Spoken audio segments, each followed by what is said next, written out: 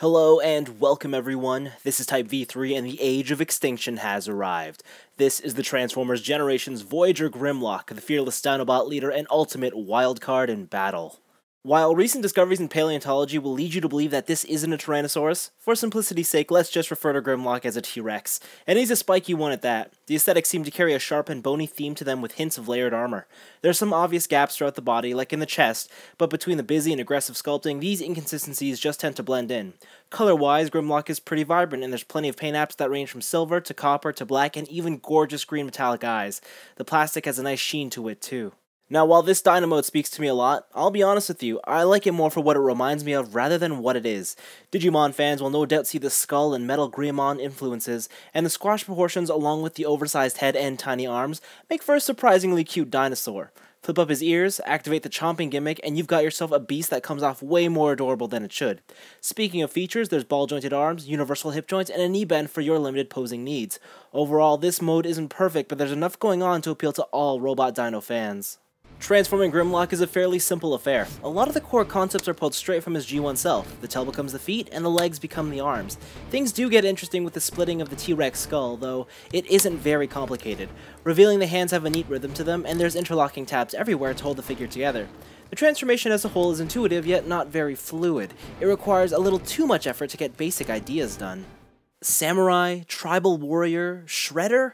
Who knows, but clearly Grimlock's robot mode is very reminiscent of all three of these, and I absolutely love it. There's a strong imposing silhouette here. The torso may be small, however it does put the emphasis on the huge size of the limbs. The legs are sleek and pointy, and the chest detailing that leads into the T-Rex shoulder pads is downright awesome. Sure, they look more like they're floating there rather than resting on his arms, still a very neat idea.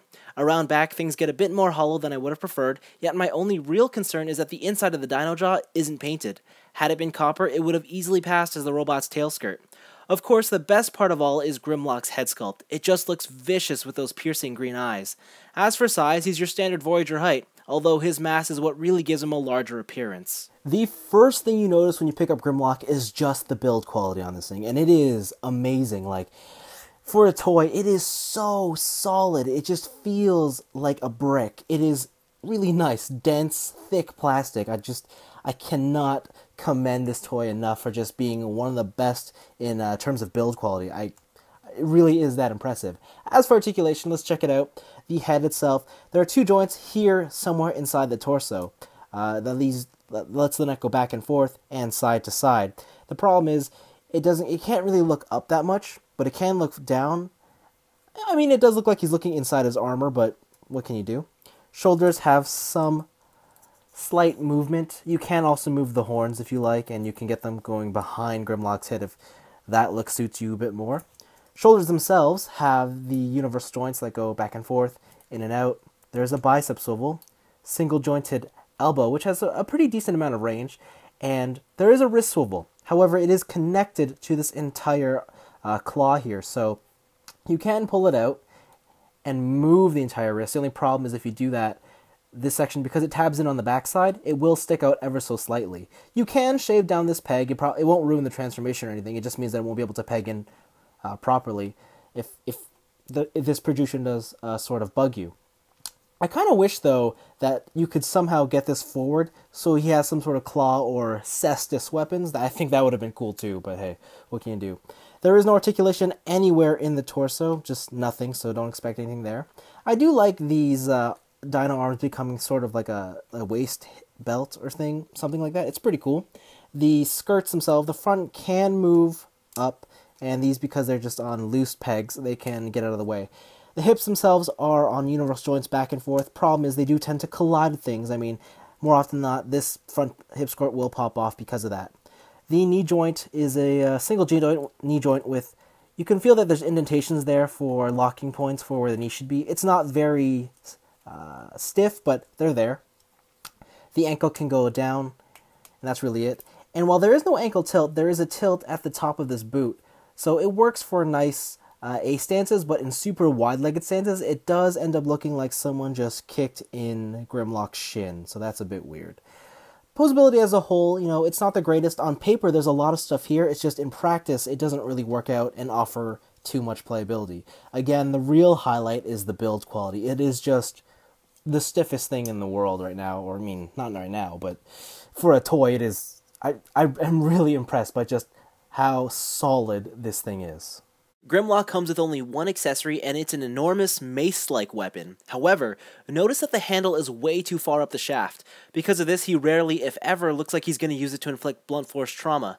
Instead, it's a lot closer to a scepter or staff, like a witch doctor casting a curse. You can also store it across his back, which I surprisingly enjoy the look of. There's even storage options in Dino mode too.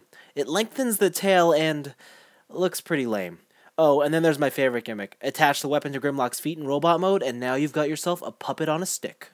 There are a lot of great things and individual aspects to the Age of Extinction Grimlock, but unfortunately, they just don't add up to make an astonishing product. He looks great in either mode, and the build quality is top-notch. On the other hand, Articulation and his weapon definitely leave a lot to be desired.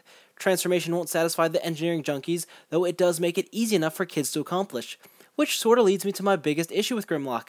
Despite being released under the quote, collector-focused Generations banner, this actually feels like a Transformer designed purely for kids. It's something I'd much rather wave around in the air and then drop unsuspectingly on other inferior toys. It also explains why Grimlock carries this vibrant color scheme as opposed to the darker all-silver tones seen in the movie. To me, Grimlock feels like a lot of wasted potential. Don't get me wrong, I understand that this is a toy and that's exactly what it's aiming to be. I just can't help shake the feeling that the original design for this was something more. Much like his character, the Transformers Age of Extinction Voyager Grimlock is a big, dumb, fun Transformer. Expecting anything more will only lead to disappointment.